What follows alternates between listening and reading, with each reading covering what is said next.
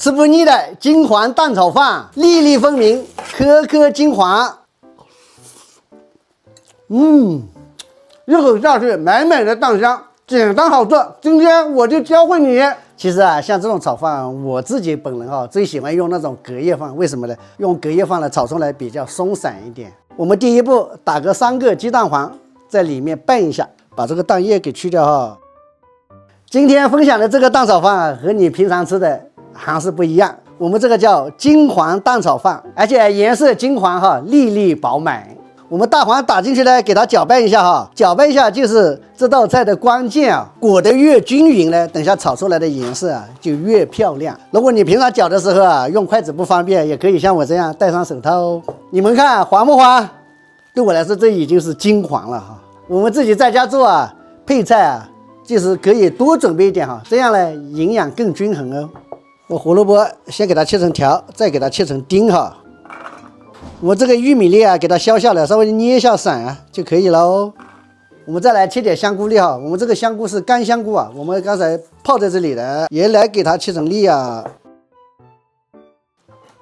们再来放2片午餐肉。你们看，我们今天的配菜都已准备好干香菇粒，还有那个午餐肉粒、青豆粒、玉米粒、胡萝卜粒。但是呢，你按照自己的喜好来搭配也可以我们下面来把这些食材给它洗个热水澡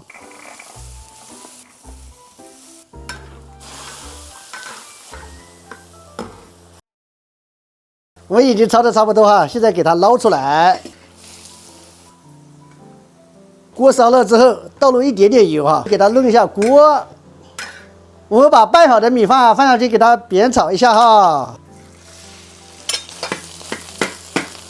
我们炒的时候可以用这个铲子给它轻轻的给它敲一下给它敲散，这样子炒散之后我们又给它盛出来我继续再放一点点油。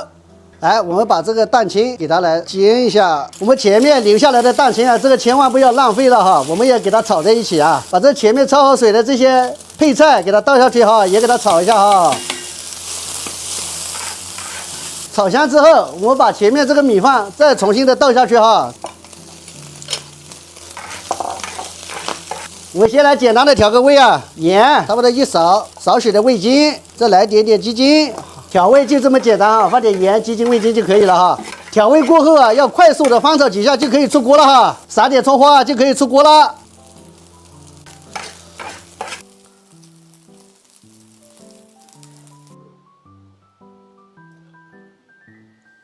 金黄蛋炒饭就已经做好了热气腾腾，锅气十足。粉丝先来，我自己也来一碗。